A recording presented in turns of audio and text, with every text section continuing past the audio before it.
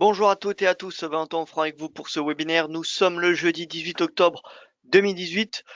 Hier soir, dans les minutes de la fête, nous avons eu des membres du FOMC qui ont été un petit peu plus au quiche qu'auparavant, en indiquant notamment que la Fed devrait et remontera ses taux aussi longtemps que possible et même à un niveau restrictif pour l'économie américaine.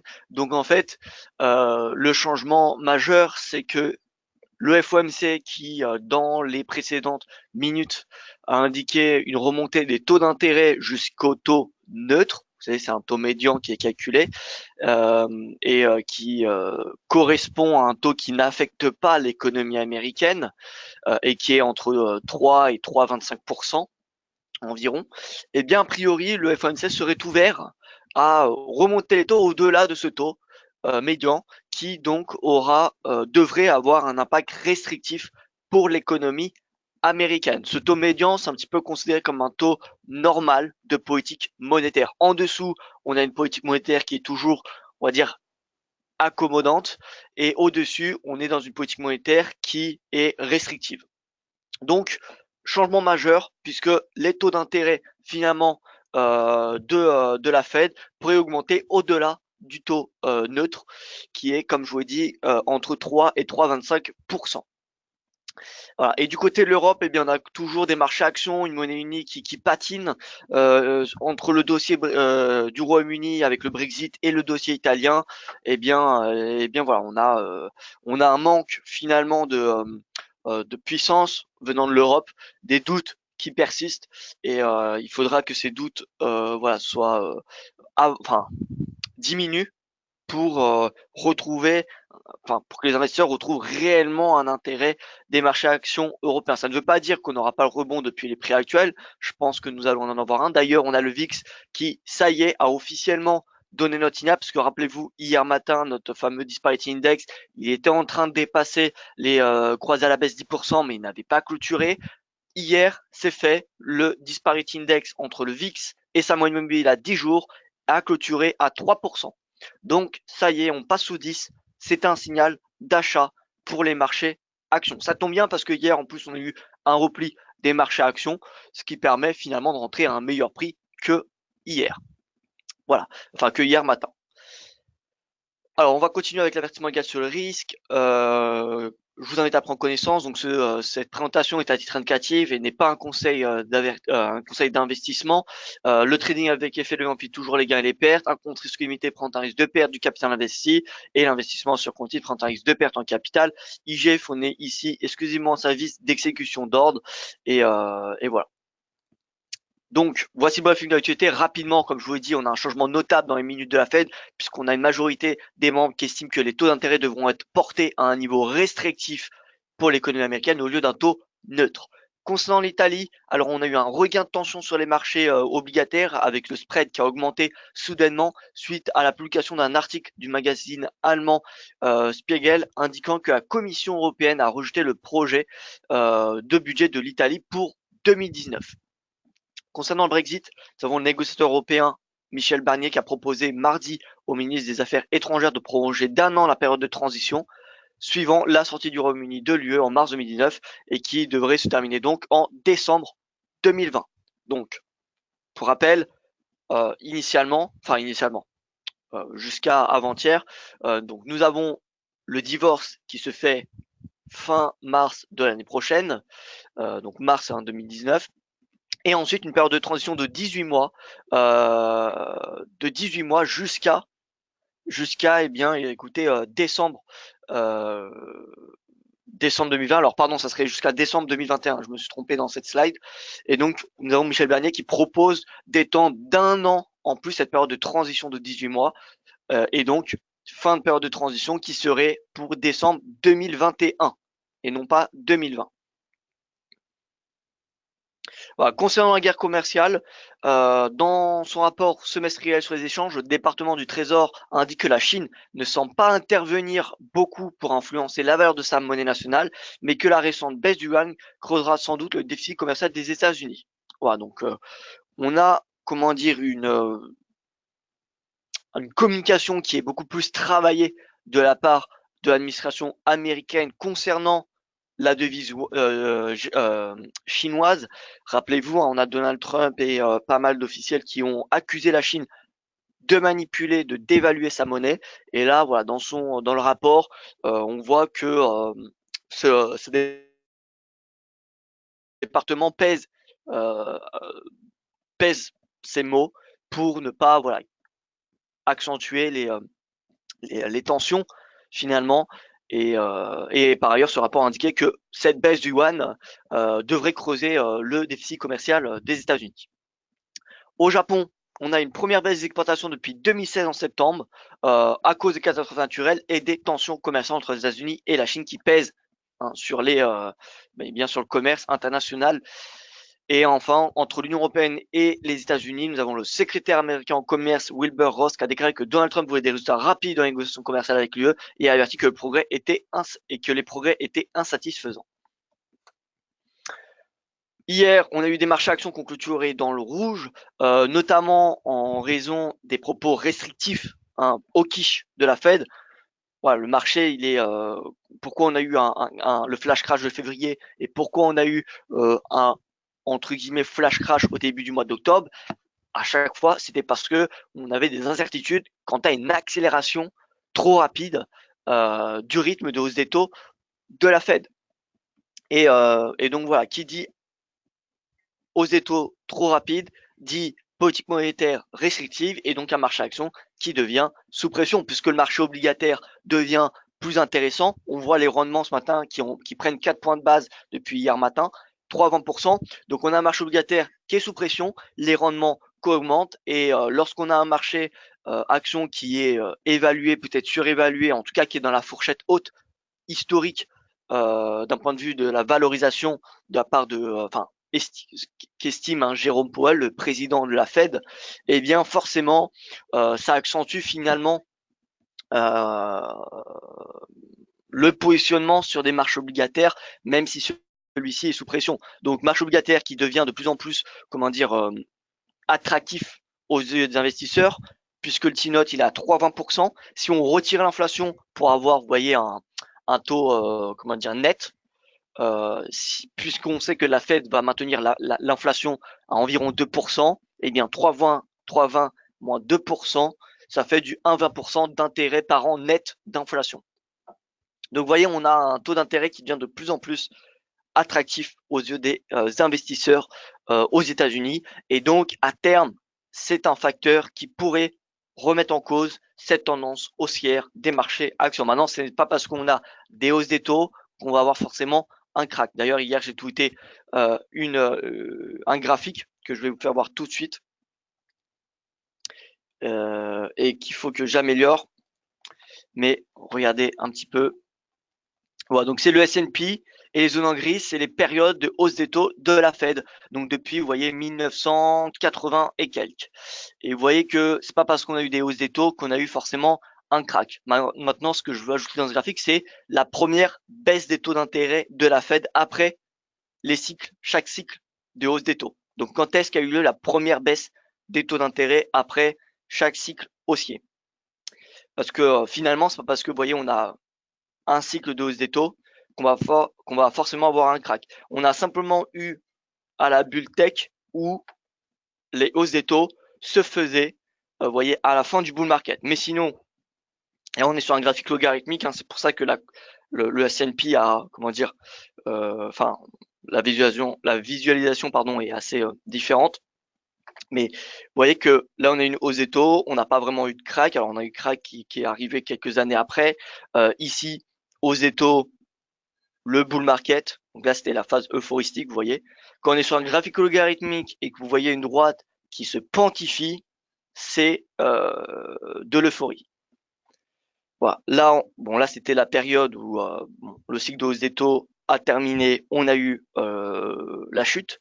Mais sinon, entre, vous voyez, 2003, 2006, on a eu le cycle de hausse des taux.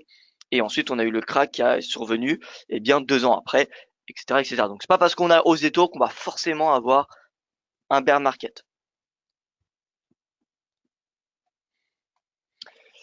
Donc voilà, donc marché action sous pression. Maintenant, est-ce que les tendances haussières sont remises en cause? On va le voir, mais ma réponse tout de suite, c'est non. Ce matin, donc nous avons le rendement du 10 ans américain qui est en hausse, le DXY qui est en hausse, le yen qui est en hausse. Donc on a de la version pour le risque, le gold qui est sous pression, forcément parce qu'on a le dollar qui est en hausse, le Nikkei, le Shanghai Composite qui sont en baisse, notamment le Shanghai Composite qui est un plus bas depuis 2014. Au niveau du calendrier économique, alors le simple focus aujourd'hui d'un point de vue macro, c'est l'indice manufacturier de la Fed de Philadelphie à 14h30. Ce n'est pas tellement le chiffre qui compte, ça va être vraiment la différence, la disparité, voilà, la différence entre le consensus et ce qui va ressortir. Et enfin, vous savez que dans le fond, nous avons le Conseil européen pour une durée de 2 jours, donc aujourd'hui et demain, avec notamment le Brexit. L'une des choses qui pourrait se dire, c'est que puisqu'il n'y a pas eu d'avancée dans les négociations, il n'y a pas eu d'avancée concrète entre ce Conseil européen et celui du mois dernier, eh bien, le sommet de novembre, spécialement pour le Brexit, sera annulé. C'est clairement possible puisque ce sommet était organisé pour finaliser voilà, un potentiel accord. Or, il n'y a pas eu d'avancée. Donc le prochain Conseil européen, c'est après celui-ci, c'est en décembre. Donc finalement, si on a le sommet de novembre spécialement dédié au Brexit, eh bien, qui est annulé, ça pourrait être un facteur qui pourrait mettre la livre sous pression.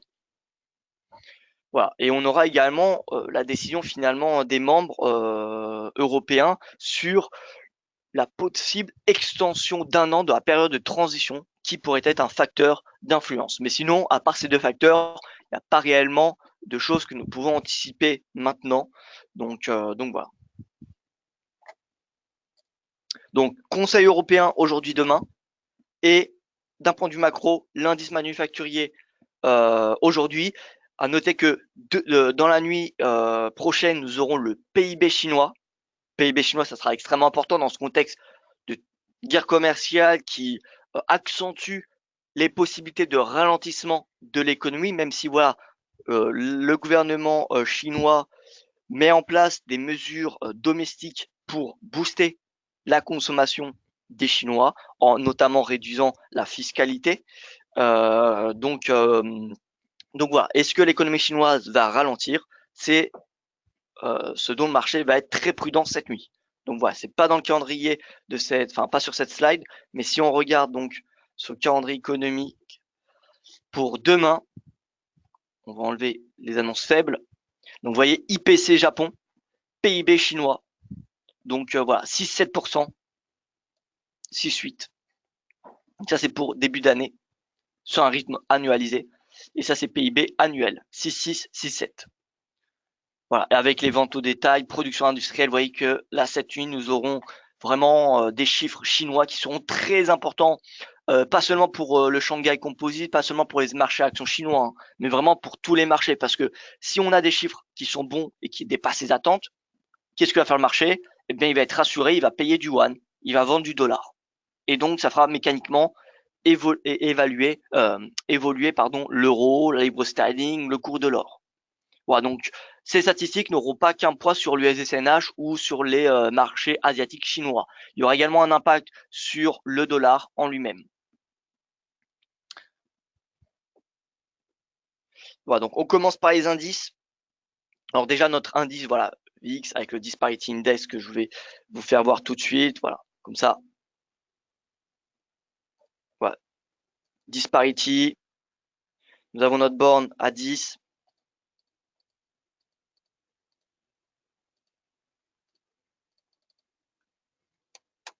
Voilà, borne à 10. Et vous voyez qu'hier, on clôture en dessous. Donc on a officiellement notre signal haussier marché action hier à la clôture des marchés américains.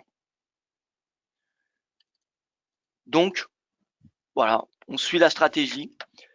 Enfin, je suis le signal personnellement qui met, je trouve particulièrement pertinent hein, sur du long terme. Voilà, efficace. Juste pour vous donner un ordre d'idée, regardez, lorsqu'on avait eu après le flash crash ce signal. Donc c'était le 13 février. Alors attendez, là on est sur le futur. Je vais me mettre sur index CBOE, voilà.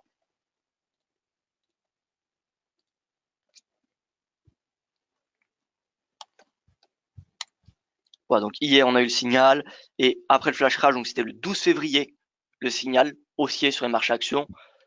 Où est-ce que c'était en termes de prix sur le S&P? 12 février, 12. Voilà, donc c'était ici. Vous voyez, donc c'était pas le point bas exact, mais on était relativement bas par rapport au rebond qu'on a eu par la suite. Ensuite, nous avions eu, regardez, au scandale Cambridge Analytica. Donc c'était voilà à ce moment, c'était en mars, hein, il me semble, mars ou avril. Bref, cette fois-ci, on était revenu au-dessus de 10 et qu'on avait clôturé donc en dessous, c'était le 26 mars. 26 mars sur le S&P.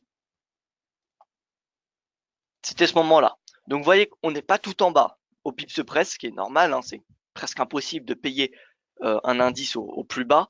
C'est presque de la chance, hein, finalement. Mais vous voyez que comparé au mouvement qu'on a eu par la suite, on était relativement bas, c'était relativement intéressant de payer, surtout que nous, ici, vous voyez le 12 mars, alors je vais supprimer, mais c'est ce chandelier, vous voyez que c'était par ici, et on avait eu une belle hausse. D'un point de vue ratio score rendement, ça semble assez intéressant. Pour le 26 mars, pareil, vous voyez, on a même avec un avalement haussier, bullish engulfing, ici, et bon, ici, pour le coup, si on mettait un stop sur récent plus bas, on était stoppé, mais on avait un nouveau signal qui revenait quelques temps après. Voilà, puisque ici, regardez, on clôture à 10, 10,008, et ensuite, on a un nouveau signal. Regardez sur ce disparity là. Si vous regardez la donnée en rouge ici, d'accord, 10,08. Donc, on passe au-dessus, puis on repasse en dessous, le 3 avril. Et là, le 3 avril, c'était le meilleur signal pour le coup, puisque le 3 avril, nous étions, voilà, à ce moment-là, et c'était le plus bas. Vous voyez, 3 avril, ça se payait ici, finalement, à la clôture. Stop sous le récent plus bas, et ça y est, c'était parti pour le marché aussi. Donc voilà, de toute façon, il n'y a pas aucun indicateur qui va vous donner 100% de bons signaux. Et finalement, les bons signaux, on les juge comment? Eh bien, par une gestion de risque. Si on met pas de stop, eh bien, on a potentiellement 100% de bons signaux, mais on a une exposition intégrale de notre capital. Donc, c'est pas forcément la meilleure chose à faire. Un stop, c'est mieux de se prendre un stop que de perdre 10, 20, 30% de son capital. Voilà, un stop, c'est pas une mauvaise chose en soi. Ça permet de protéger et ça permet même d'optimiser finalement ses performances, hein. Sans stop, ça serait impossible ce serait très très très compliqué de gérer ses positions parce que c'est toujours difficile de clôturer manuellement un trade perdant parce qu'on a toujours l'espoir que ça rebondisse. Donc un stop, c'est une bonne chose, un stop. Enfin, c'est pas bien, c'est pas bien. C'est pas agréable de se prendre un stop, mais en soi, c'est une bonne chose. C'est très utile pour optimiser son rendement.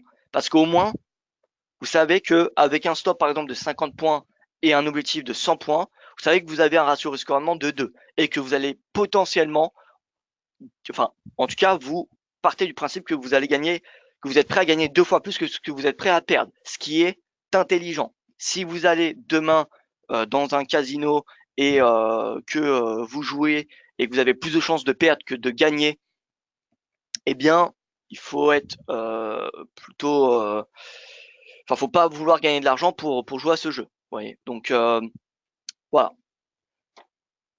On a des signaux pertinents avec ce VIX, avec une gestion de risque. Bien sûr, il n'y aura pas 100% de bons signaux, mais ensuite avec un ratio score rendement adapté, c'est possible, c'est même très faisable d'avoir une courbe de gain très positive avec cette stratégie. Voilà. Bon, je reviens au vif du sujet. Là, on est sur de l'éducatif presque. Alors, tout d'abord, je salue la salle de trading. Donc, bonjour à vous, Franck. Bonjour Raymond. J'espère que vous allez bien. Edgy, Philippe, Stéphane, que je salue également. Voilà. Alors, j'ai des questions sur le forex. Je vais y venir après. Comme vous savez, maintenant, on commence par les indices.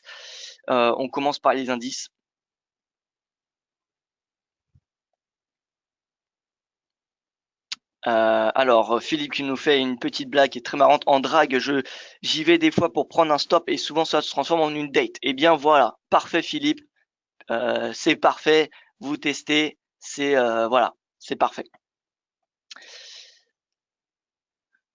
Donc sur le Dow Jones, on n'a pas une Morningstar à valider en daily. Alors, Morningstar, honnêtement, moi j'aime bien les chandeliers japonais, mais quand on sait que ces chandeliers, en tout cas d'après Bulkowski, ne sont pas très efficaces, à part les avalements, eh bien, depuis, je fais beaucoup moins attention à la configuration des chandeliers. Ça va être un bonus, mais c'est pas ça qui va me dire de passer à l'achat ou à la vente. En journalier sur S&P, donc on a notre signal sur le VIX, mais regardez en plus de cela, on a une divergence de momentum, tout comme ce qu'on avait au flash crash. Ça se ressemble énormément à ce qu'on a entre aujourd'hui et le flash crash. En même temps, c'est la même source. Enfin, la baisse a été provoquée par les mêmes incertitudes.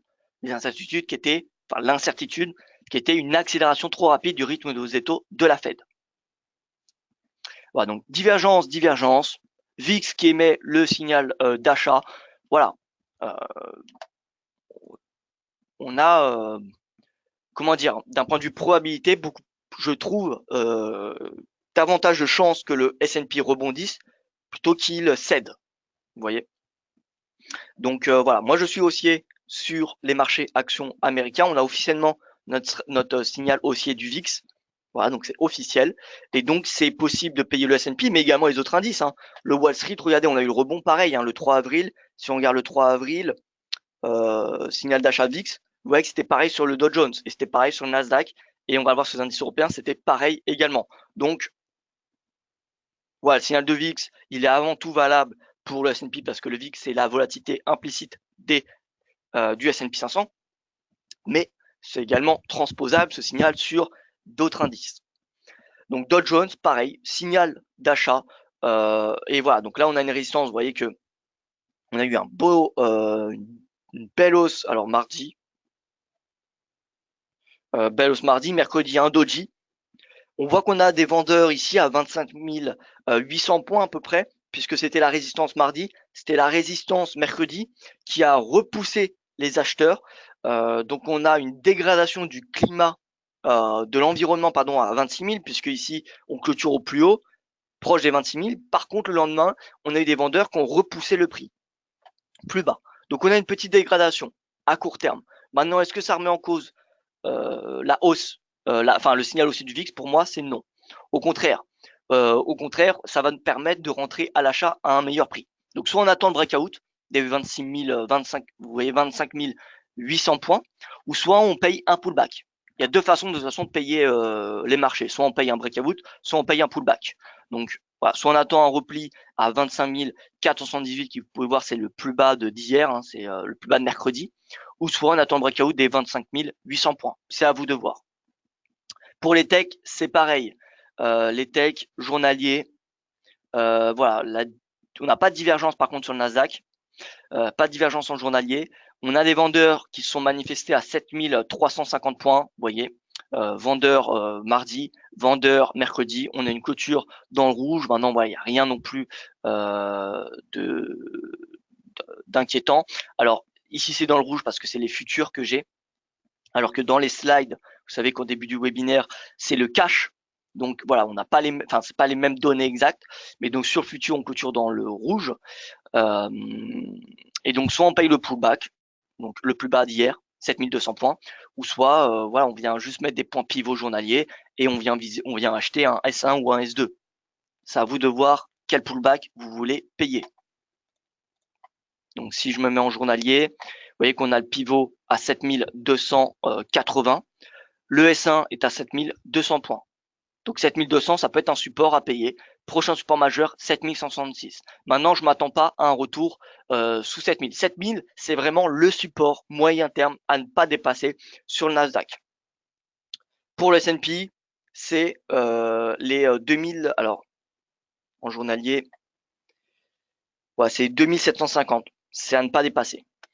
Maintenant, je passe aux indices européens parce que je vous fais voir que le 3 avril, alors je prends 3 avril comme exemple, mais j'aurais pu très bien prendre aussi le lendemain du flash crash. Mais regardez, par exemple, 3 avril, le signal d'achat, Voilà, 3 avril, le signal d'achat du VIX. Vous voyez qu'il est également valable pour le CAC 40. Et pareil, lors du flash crash, on avait eu le signal, je l'ai plus en tête, le signal donc le 12 février. Vous voyez, on passe, ce disparity basse en dessous de 10. Donc 12 février. 12 février, vous voyez, le signal d'achat. Donc voilà, signal d'achat globalement sur les indices. Le CAC qui arrive à se maintenir au-dessus de cette oblique. Ça, c'est le support à ne pas dépasser. Et plus précisément, vous voyez, c'est les acheteurs se sont manifestés à 5050 points. Donc en fait, c'est le support psychologique à 5000 en swing trading. 5000, c'est le support à ne pas dépasser. C'est si on passe sous 5000, invalidation des stratégies acheteuses de swing trading et de moyen terme.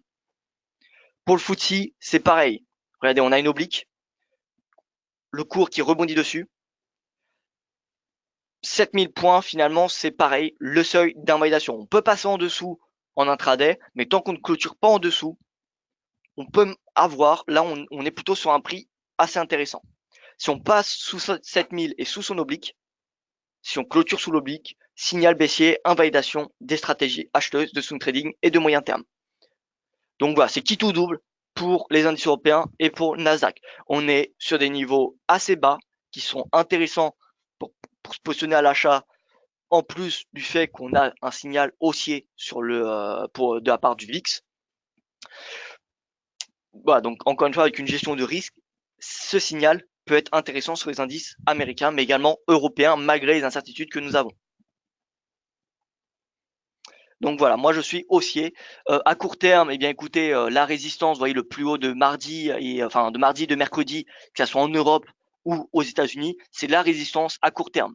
Donc le plus haut d'hier, tout simplement. Donc 7090 pour le FTSE. Pour le CAC, c'est 5200 points. C'est d'ailleurs la résistance qu'on avait indiquée hier, puisque on a un gap si on met les prix du cash au lieu du futur. Et le DAX, eh bien, c'est 11 850 points la résistance à court terme. Donc pour les day traders, c'est possible de viser les 11 850. Maintenant, voilà, faut garder un œil, bien évidemment, sur le dollar. Le dollar, s'il progresse trop rapidement, c'est négatif pour les marchés actions. Si le rendement du 10 ans américain progresse trop rapidement, c'est négatif pour les marchés actions. Et si ce spread 10 ans Italie, 10 ans Allemagne progresse trop rapidement, c'est également négatif pour les marchés actions. Et vous voyez que là, on est à 310 points de base ce matin. On n'est pas à un nouveau plus haut, mais on est quand même dans la fourchette haute par rapport aux 6 derniers mois. Donc, prudence. Ça ne veut pas dire qu'il faut vendre les marchés européens. Mais voilà, techniquement, les marchés européens sont sur des supports importants, sont sur des supports, enfin proches de supports importants. Donc ça peut être intéressant, passer à l'achat sur du moyen terme. Parce que si on attend trop, on pourrait ne plus avoir de ratio risque-rendement intéressant. Là, on est sur un niveau de prix qui nous permet d'avoir un ratio risque-rendement au minimum de 2, vous voyez, sans viser les plus hauts historiques. Hein. Mais rien que par exemple sur le CAC, si on vise le récent sommet, ce qui est possible, hein, eh bien vous voyez, allez, c'est à peine 100 pips, 100 points de risque pour plus de 300, près de 400 de gains. Donc voilà, est-ce que le risque en vaut la chandelle? Ça, c'est à vous d'en juger, c'est à vous de faire votre analyse. En tout cas, si vous êtes haussier sur les marchés actions, là, on est sur un niveau de prix plutôt intéressant. Voilà, et le Nikkei, donc j'ai une question sur le Nikkei. Pareil, hein, Nikkei, si on regarde le 3 avril, voilà, 3 avril, le signal haussier, vous voyez, qui est également cohérent. Pareil pour le 12 février, signal haussier qui était cohérent. Donc on me dit, bonjour, Nikkei a fini dans le rouge aujourd'hui, est-ce que son VIX se calme aussi ou pas du tout, car il faudrait qu'il soit vert demain pour un vrai boost européen. C'est vrai, le VIX, Nikkei, je ne le connais pas, je ne sais pas si ça existe, donc je ne saurais vous dire, mais encore une fois, le signal du VIX, après un sell-off, après une vente massive comme ce qu'on a eu au flash crash, on voit que ce soit le Nikkei, le CAC, le FTSE ou le S&P, on a eu le rebond dans le même temps, parce que c'était une vente globale. C'était une vente globale. Donc on a eu un rebond global. Donc voilà, Nikkei, pareil, signal haussier qui nous est donné par le VIX du S&P 500. Objectif, retour au plus haut vers 24 000 points. Voilà, on passe sur le Forex. Donc l'euro, alors oui, c'est ça que je voulais faire voir. AUD qui surperforme, probablement grâce au rapport, hein, comme je vous l'ai fait voir au début dans l'actualité, grâce au rapport du département du Trésor américain qui n'a pas accusé la Chine de d'évaluer sa monnaie. Donc ça permet finalement à améliorer légèrement les perspectives, mais bon, voilà, ça va. L'AUD et le NZD vont beaucoup se jouer demain lors de la publication du PIB chinois. PIB chinois, c'est vraiment ce qui va soit permettre à l'AUD et au NZD de poursuivre leur rebond qu'ils entreprennent depuis une semaine maintenant, ou soit ça va être le signal, ça va être le catalyseur qui va nous donner un signal baissier sur ces deux devises clairement dépendantes de l'économie chinoise. Donc voilà, AUD-USD, NZD-USD. Bon, l'AUD, vous voyez que ça a rebondi, mais bon, momentum assez faible. D'ailleurs, le momentum journalier qui est toujours sous 50, il est à 45, ce qui nous indique qu'on a toujours un momentum qui est baissier. À noter qu'on a un support qui est le pivot ici, pivot mensuel, me semble-t-il. Alors, hebdo, je vais mettre plutôt mensuel. Voilà. Donc on a le S1 mensuel, vous voyez, comme support. Si on passe sous le S1, signal baissier, direction le récent plus bas à 0,70 à peu près. Et pour le NZD, on a un momentum bullish qui est plus important. Vous voyez qu'on a eu un beau rebond. D'ailleurs, le RSI qui est à 49. Donc, vous voyez, c'est supérieur que l'AUD-USD. Maintenant, voilà, on reste clairement dans une tendance qui est baissière. Et vous voyez que la moyenne mobile à 100 jours, 50 en verte, n'a pas été dépassée réellement, à part une seule fois, vous voyez, le 20 septembre, mais on l'a réintégré très rapidement. Mais depuis le début des tensions commerciales entre les États-Unis et la Chine, vous voyez que la moyenne mobile à 100 jours, c'est le juge de paix finalement,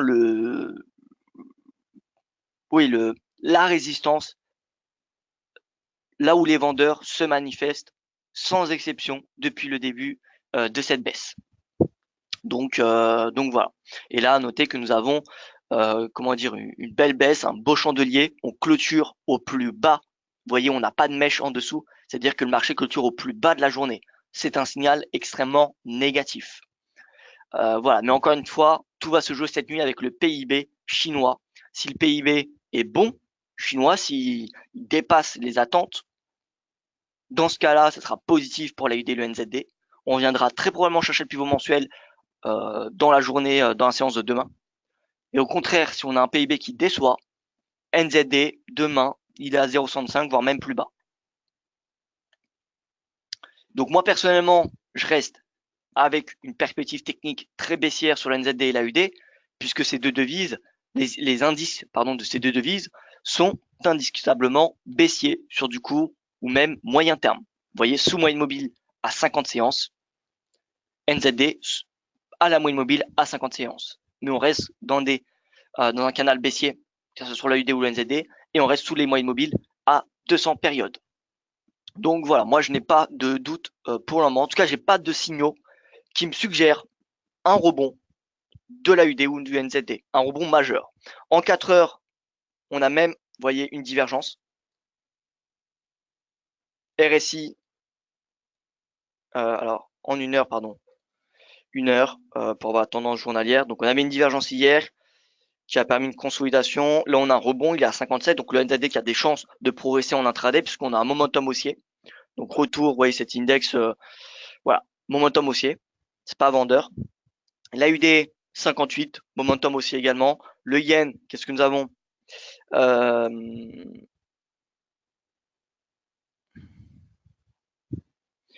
Le yen, momentum baissier pour le coup. Depuis, vous voyez l'ouverture des marchés européens. L'euro baisse, momentum baissier et l'euro en horaire, ouais, l'euro index, hein, sous moyenne mobile à 200 et 50 heures. Le GBP GBP, momentum baissier. On a un rebond de momentum, mais il est toujours baissier. Et la livre qui consolide depuis le début de la semaine, vous voyez. Le franc suisse. Franc suisse qui semblerait ne veut pas réellement rebondir parce qu'on a eu une divergence sur le 4 heures en début de semaine. On a eu une divergence, je me rappelle hier, on a eu une divergence, vous voyez, qui s'est formée de 9 heures à peu près à voilà 18. Mais on n'a toujours pas de rebond du franc. Par contre, l'USD, vous voyez, on a eu la divergence hier, le signal qui nous avait été donné avec le breakout. Et donc voilà, c'était boule dollar hein, pour ceux qui ont suivi hier. Maintenant, on voit qu'on a un momentum qui respire puisqu'on momentum baisse. Maintenant, il faut garder à l'esprit que le momentum il est horaire hein, sur le SD Index, il est toujours au-dessus de 50, ce qui indique que le momentum est haussier. Si on passe sous 50, ça serait un signal baissier pour le dollar. Pour les paires majeures, on pourrait vendre le dollar. Donc voilà, l'USD, pas de signaux haussiers. En 4 heures, qu'est-ce que nous avons 4 heures momentum haussier par contre. Et le CAD. CAD, donc la divergence qui a été validée donc le 15 octobre, comme vous pouvez constater. Le RSI qui revient à 40. RSI qui revient à 40. Est-ce qu'en une heure, on n'a pas une nouvelle divergence? Non. Bon bah c'est neutre. Vous voyez que le Forex, il n'y a pas vraiment de tendance à court terme. 4 heures, 4 heures, regardez la divergence. Donc nouvelle divergence qu'il faut qu'on adapte. Le GBP, belle divergence aussi. Regardez. Donc creux. Voilà, donc prix flat, RSI qui rebondit, la résistance qui est juste ici, qui est à 50 à peu près. Si on dépasse 50, signal haussier pour le GBP, pour les paires en livre sterling. Pour l'euro, bon, on a un RSI qui est faible en 4 heures, donc l'euro, ça se short. L'euro, ça se vend à court terme. L'AUD, triangle ascendant, on y sort par le haut, c'est un signal haussier. NZD en 4 heures, donc on a la divergence, et le yen en 4 heures, la divergence, on a toujours une baisse du RSI qui est à 45, donc pourquoi pas shorter le yen, le yen, oui, à court terme. Voilà, en tout cas, l'euro, ça me semble être en 4 heures l'indice Forex le moins attractif pour le moment. Alors que le GBP, vous voyez, on a une divergence qui est en train de se former. On est loin d'avoir validé cette divergence, mais voilà, elle est en train de se former. Si on la valide, l'euro GBP, on pourrait clairement y rentrer à la vente. Voilà. DXY avec du One, regardez qui revient en haut de ce triangle descendant. Donc c'est qui tout double. Soit on y sort par le haut, ce qui est possible, hein, c'est pas parce qu'on a un triangle descendant qu'on va forcément y sortir par le bas. On a plus de chances qu'on y sorte par le bas, mais ça ne veut pas dire qu'on ne peut pas y sortir par le haut. Attention aux breakout intraday qui peuvent être des faux signaux. Il faut toujours attendre la clôture dans un triangle, parce que les triangles, c'est une figure très intéressante lorsqu'on a la validation du breakout. Mais quand le breakout il est en intraday, faut y faire très attention parce qu'on a souvent des faux signaux. Voilà. Donc pour le moment on est sous résistance. Est-ce que en horaire on n'aurait pas un signal baissier? La réponse est non, puisque vous voyez que le RSI 74,82, RSI 74,67. Donc on a un RSI qui émet des sommets de plus en plus haut, tout comme le prix. Donc on n'a pas de divergence. Par contre, ce que nous avons, c'est une oblique haussière de momentum que nous sommes en train de casser. Ce qui est normal puisque vous voyez que le RSI à 80, il peut pas aller à 120. Le RSI, il est borné. Il est borné entre 0 et 100. Donc il y a un moment ou un autre, de toute façon, il y a cassure de cette oblique. Il y a cassure de cette oblique. Voilà. En 30 minutes, regardons un petit peu. 30 minutes, on a une divergence. Divergence qui est assez nette. En plus, c'est une divergence complexe puisqu'il n'y a pas deux points de contact, mais plusieurs. 3. Voilà, donc divergence. Et si on passe sous 50, nouveau signal baissier pour le dollar. Voilà, donc perspective baissière dollar intraday, on va dire. L'AUD, le NZD qui ont encore des chances de rebondir au vu de l'état du momentum et du prix. Donc voilà, peut-être achat AUD, USD, NZD, USD à très court terme. Je sais qu'il y en a qui ont déjà acheté ces deux paires en début de semaine. Je me souviens, j'avais des questions sur ce sujet. Mais voilà, donc l'AUD, il pourrait rebondir jusqu'à 0,7150. C'est la résistance à court terme. Le NZD, USD, à court terme, pourrait revenir à sa moyenne mobile à 100 jours, à 50 jours en verte ici. Mais encore une fois, rappelez-vous que cette nuit, nous avons le PIB chinois, les chiffres de la production industrielle. Donc, ça sera très important pour ces deux devises de les suivre. Euro-USD, personnellement, à court terme, enfin, au vu de l'analyse technique de nos indices euro équipondérés et dollar équipondérés, on a sur ces deux indices devises des signaux baissiers, avec notamment, je rappelle, un euro qui a un RSI 4 heures, pardon, RSI 4 heures à 30 et à un prix qui est baissier, et le dollar US sous résistance, et en 30 minutes, on a une divergence. Donc, l'euro-dollar, pour moi, c'est neutre. Voilà, S1 mensuel, support, ça rebondit. La résistance, je ne vais pas donner d'objectif parce que sur les deux devises à court terme, je parle bien très court terme, je suis baissier, mais on voit clairement des résistances. 1,1481, le S1 mensuel. La Senkou Span B d'Ishimoku à 1,1446, à peu près. Vous voyez précisément, c'est, alors je ne l'ai pas ici, bon, 1,1446. Et enfin, la résistance, les vendeurs, je dirais même que c'est un petit peu plus bas. Vous voyez, on peut ajuster, on peut se mettre ici, 1,16. Voilà, donc on est dans un range d'un peu plus de 100 pips, 110 pour être précis, sur l'euro-dollar à très court terme. Si on passe sous le S1 mensuel, on vient chercher le récent plus bas à 1,1432. Et donc en 4 heures, on va y aller progressivement en zoomant. 4 heures, on a un rebond de momentum, mais le momentum reste en dessous de 50. En horaire, on n'a pas de divergence, mais un momentum qui rebondit. En 30 minutes, on n'a pas de divergence. Alors si on a une divergence de vue, vous voyez là le creux du RSI 27,37, le creux du RSI 25,94. Donc ici plus bas, ici plus haut, divergence haussière. Dans le même temps, nous avons un prix qui inscrit des creux de plus en plus bas. Et on passe au-dessus de 50. Donc perspective haussière à très court terme, je parle bien. La prochaine résistance intraday majeure, c'est, je rappelle, 1,1446. 1,1446, c'est la résistance intraday. Et le support intraday, c'est le S1 mensuel. Regardez un petit peu comment, enfin, le rebond sur le S1 mensuel, ça s'est fait au pips près.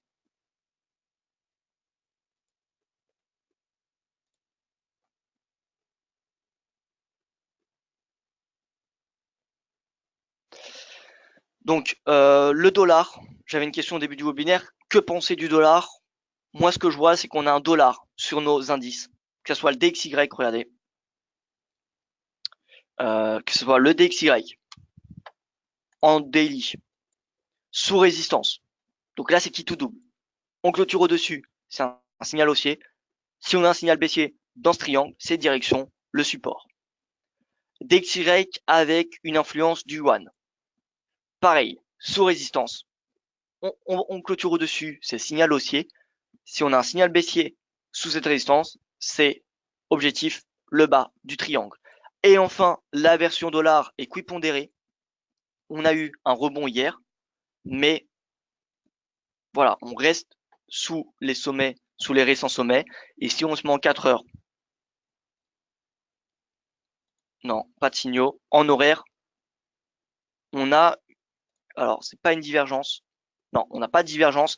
On a un RSI qui, vous voyez, baisse. On a même une épaule tête épaule sur le RSI. Donc voilà, si on passe sous 50, ce RSI horaire de dollar équipondéré, ça serait un signal en faveur d'une nouvelle baisse du dollar USD. Donc moi, le dollar USD, je ne suis pas bull, malgré ces minutes de la fête qui sont au quiche. Je ne suis pas bullish. En tout cas, tant qu'on n'a pas de clôture, tant qu'on n'a pas de nouveau sommet finalement, tant que vous voyez qu'on reste sous ces sommets sur l'indice équipondéré et que le DXY reste dans son triangle descendant, je resterai avec une perspective neutre sur du moyen terme, parce que tant qu'on est dans un triangle, on ne peut pas le shorter jusqu'à l'objectif du triangle. Hein. À court terme, baissier.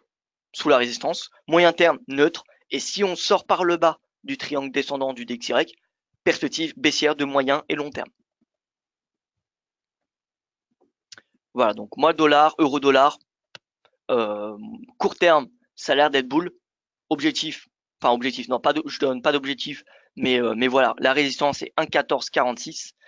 C'est 1,1446, tout simplement. À noter que l'USD-CNH progresse et qu'il s'approche des 6,95. Je vous rappelle que 6,95 c'est un seuil clé pour l'USD-CNH. Alors je vais enlever tout ça.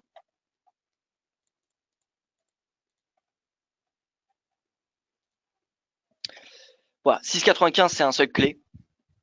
C'est un seuil clé parce que si on passe au-dessus, ça va faire pression. Enfin, on va avoir une demande en dollars. On va avoir une demande de dollars et ce qui va influencer eh bien, les paires majeures et l'or. Je vous rappelle que l'or est corrélé négativement à l'USD CNH. Il est plus corrélé négativement à l'USD CNH qu'il ne l'est avec l'euro dollar. Enfin, qu'il l'est positivement avec l'euro dollar. Donc voilà, avant tout le baromètre de l'or, l'indicateur leader de l'or, c'est l'USD CNH. Qui dit USD CNH haussier dit or sous pression. Ça ne veut pas dire qu'il va forcément reculer, mais qui dit or sous pression. On ne peut pas être haussier USD CNH et haussier or. C'est pas possible. C'est pas possible. Regardez pourquoi. Parce que si on met l'USD CNH, qu'on enlève voilà, les indicateurs sur une année, ou même sur 5 ans, hein, peu importe, et qu'on superpose avec l'or, vous voyez qu'on est, c'est corrélé négativement. Et je dirais même que si on inverse CNH USD, voilà. Vous voyez qu'il y a une corrélation totalement positive, mais que depuis voilà, le 10 octobre, on a un changement dans la corrélation. On a un changement dans la corrélation, sauf que c'est le yuan voilà, qui va influencer ici la demande d'or. Donc, qui dit CNH qui monte, enfin USD CNH qui monte, dit or sous pression. Donc voilà. L'USD CNH, il faut le surveiller de très près. Il faut le surveiller de très près. Vous voyez qu'on est en train de faire une deuxième séance de hausse. Est-ce qu'on a des signaux baissiers? Donc en journalier, non. En 4 heures, non. RSI haussier, prix haussier. En 1 heure, RSI haussier, prix haussier. On n'a pas de divergence. Donc là, la résistance à court terme, vous voyez, c'est 6,94. C'était le plus haut du jeudi 11 octobre de la semaine dernière finalement. Et en 30 minutes, on a une divergence qui se forme, comme vous pouvez le constater ici. Donc on peut espérer un repli de l'USD CNH et donc une hausse de l'or. Voilà, si le RSI 30 minutes passe sous 50, ce serait un signal haussier de très court terme pour l'or. Mais gardons à l'esprit que sur du horaire, du 4 heures ou du journalier, nous n'avons ni signaux baissiers sur le prix, ni signaux baissiers sur le momentum pour le moment. Et on est dans un triangle ascendant. Donc voilà. Ne soyons pas non plus trop optimistes sur l'or tant que l'USD CNH est haussier. Si demain l'USD CNH sort par le bas de son triangle ascendant, ça serait un signal extrêmement positif pour l'or.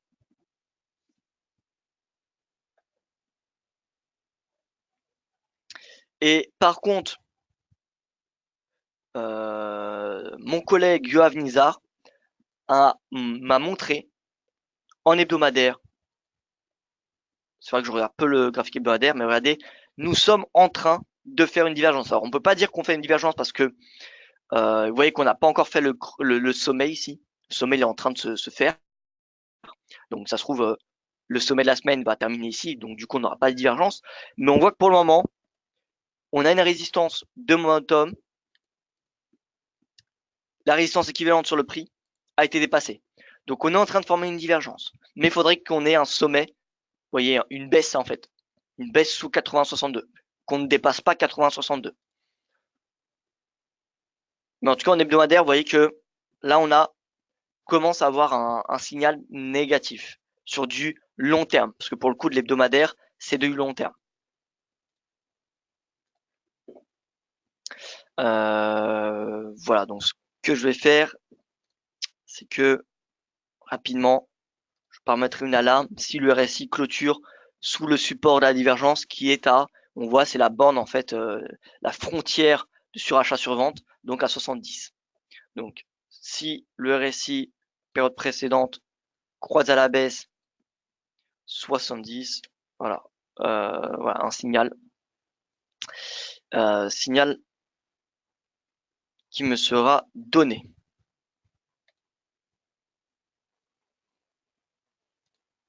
Pardon, période en cours, voilà, clôture bas, barre courante. Voilà, comme ça j'aurai le signal et je ne pourrai manquer celui-ci. Donc voilà, écoutez, hein, moi je suis à très court terme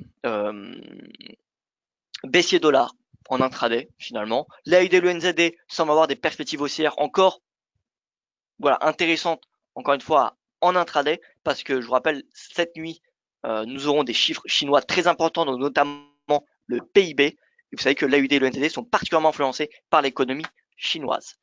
En passant rapidement en matière première, donc on voit cette moyenne mobile à 200 semaines qui fait office de résistance.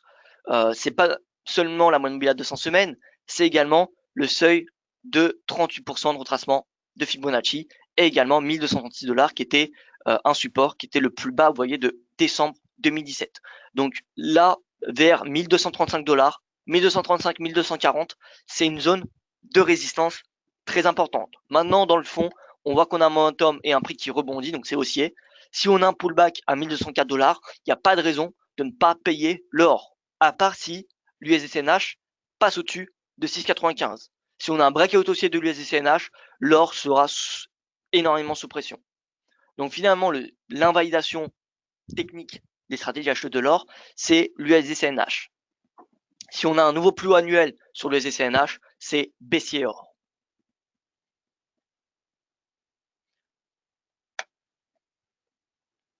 Voilà, et pour le Brent, ça fait 2 semaines que les cours de pétrole sont en baisse. On a un signal qui est plutôt négatif. Brent, regardez, clôture en baisse. On est revenu au plus bas du jeudi 11 octobre. Et donc voilà, on passe sous le pivot, on passe sous 80 $. Alors on clôture, non, pardon, à 80 $ pile, 80,06. Par contre, le WTI, clairement un signal baissier, puisqu'on inscrit un nouveau récent plus bas. Ouais, on est là, le prix de clôture est déjà presque au plus bas de la séance, mais il est également beaucoup plus bas que le précédent, le récent creux du jeudi 11 octobre. Donc signal baissier sur le WTI, perspective baissière, et bien jusqu'à un moyen à 200 jours qui correspond également à 67,15. 67,15 qui était un niveau de support il y a très longtemps, en 2013 il me semble. Donc voilà. Et le S1 mensuel comme support intermédiaire. Vous savez que le S1 mensuel, c'est un support assez important quand même. Donc voilà. En plus, on est au nuage, le S1 mensuel. Donc là, on arrive, vous voyez, perspective baissière du Brent, du WTI jusqu'à 69 et quelques.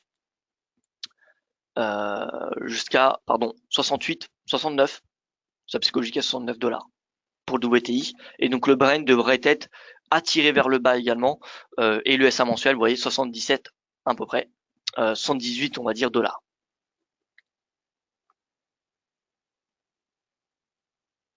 Un pétrole qui baisse, avec un dollar qui baisse, c'est un signal pour l'aversion pour le risque déjà, ou pas du tout. Alors dollar, c'est une devise qui est plutôt d'aversion pour le risque. Donc si le dollar baisse, c'est plutôt de l'appétit que nous avons. Mais en effet, si on a un pétrole qui baisse, c'est pas bon pour l'appétit pour le risque.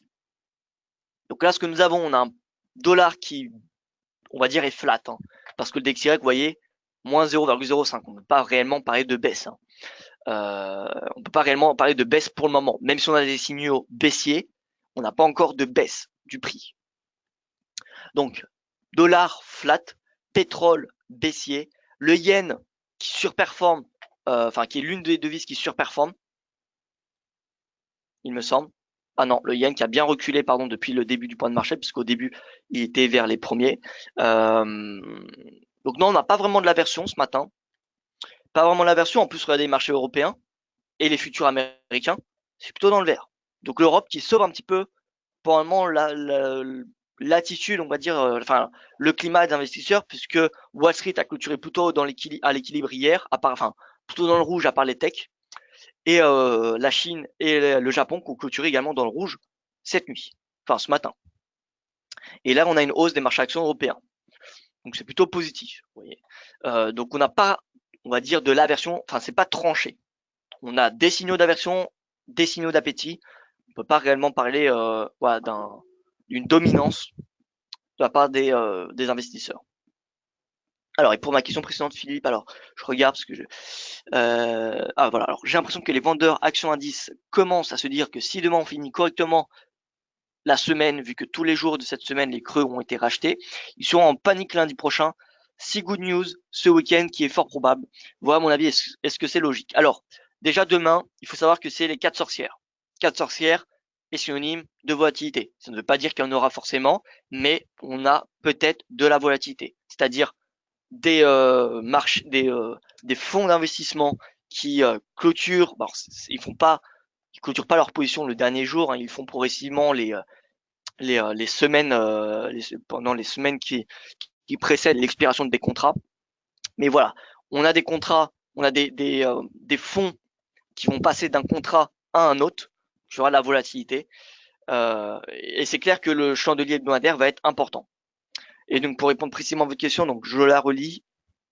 J'ai l'impression que les vendeurs actions indices commencent à se dire que si demain on finit correctement la semaine, vu que tous les jours de cette semaine les creux ont été rachetés, ils sont en panique l'année prochaine. Si good news ce week-end qui est fort probable. Alors oui, moi je suis plutôt d'accord avec vous.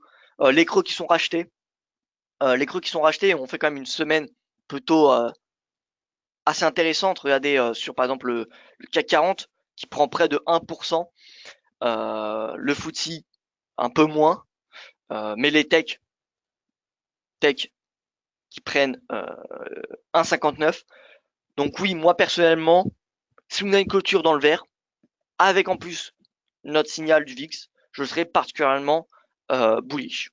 Je suis déjà, vu qu'on a le signal du VIX, et honnêtement, ce signal du VIX est assez pertinent. Donc voilà, je vois pas pourquoi en fait je serais bearish sur les indices, puisqu'ils rebondissent sur leurs supports, qui sont les moyennes mobiles à 200 séances à Wall Street, et en Europe, c'est plutôt des obliques, comme on l'a vu sur le FTSE et le CAC. Donc tant qu'ils se maintiennent au-dessus de ces supports, je vois pas pourquoi je serais bearish. Au contraire, je suis plutôt bullish, puisqu'encore une fois, on a notre signal du VIX et on a un rebond en hebdo des marchés actions.